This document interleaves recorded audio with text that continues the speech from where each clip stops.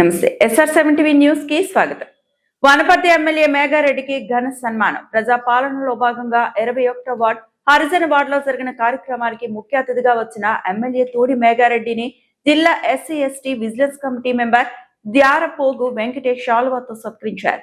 ఈ సందర్భంగా ఎమ్మెల్యే మాట్లాడుతూ ప్రతి నియోజకవర్గంలో ఇంటిగ్రేటెడ్ స్కూళ్లు కట్టి పేద విద్యార్థులకు కార్పొరేట్ విద్య అందిస్తామన్నారు.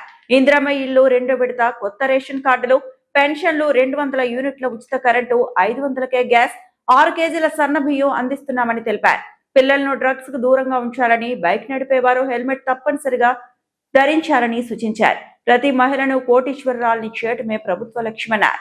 కార్యక్రమంలో మున్సిపల్ ఎన్నికల చైర్మన్, కమిషనర్, కౌన్సిలర్లు, పోలీస్ అధికారులు, మహిళలు పాల్గొన్నారు. Reporting SR7 news reporter Wanaparthy జిల్లా ఇన్ఛార్జ్ కేపిరెడ్డి.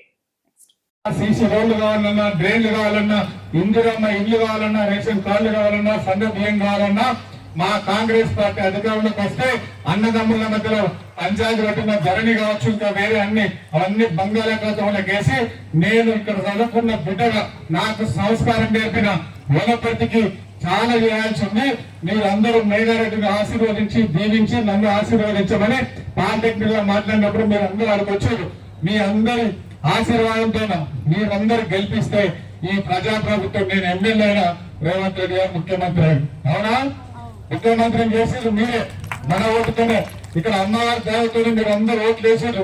వనపర్తిలో బూత్ వైపు చూస్తే మన బూతులలో గుర్తులో గుర్తుతో పెద్ద మెజార్టీ ఇక్కడే వచ్చింది. మన బూతులలో మీరందరూ గెలిపించారు, ఆశీర్వదించారు. తర్వాత ముఖ్యమంత్రి రేవంత్ రెడ్డి గారు 7వ తారీఖు నాడు 2023 డిసెంబర్ ప్రమాణ స్వీకారం చేశాడు.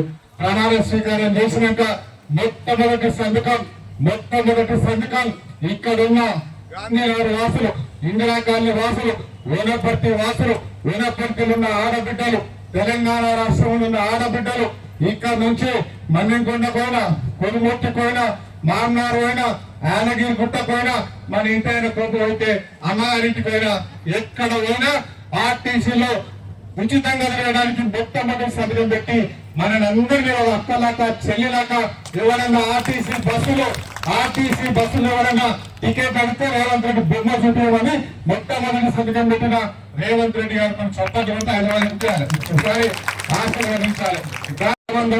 వాళ్ళందరం ఈ కర్రమ్మ గుడికి మేము మొక్కిపోతున్నాం.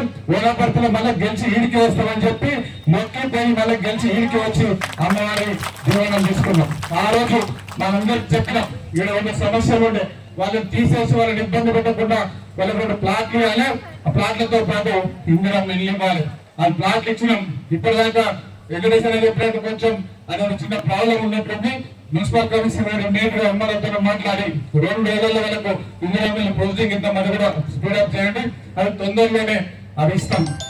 దాని తర్వాత మన వనపర్తి స్టేషన్ సిబ్బందికి, మనందరికీ ఆ పోలీస్ వ్యవస్థ గురించి, మన ప్రాణాలు కాపాడుకోవడానికి ఎట్లా చేయాలి, మన ఇంటి ఆడబిడ్డలు ఎట్లా కాపాడుకోవాలని చెప్పిన SI గారికి, మిగతా డిపార్ట్మెంట్ వాళ్ళందరికీ పేరున నమస్కారం తెలియజేసుకుంటూ మీ అందరికీ ధన్యవాదాలు తెలియజేసుకుంటూ, మన మొక్కులు తెలిసే మన ఎవరు అమ్మమ్మ కర్రమ్మ గుడికి నేను ఎప్పుడు వచ్చినా తెలుసా? వనపర్తికి చాలా 10 సంవత్సరాల నుంచి.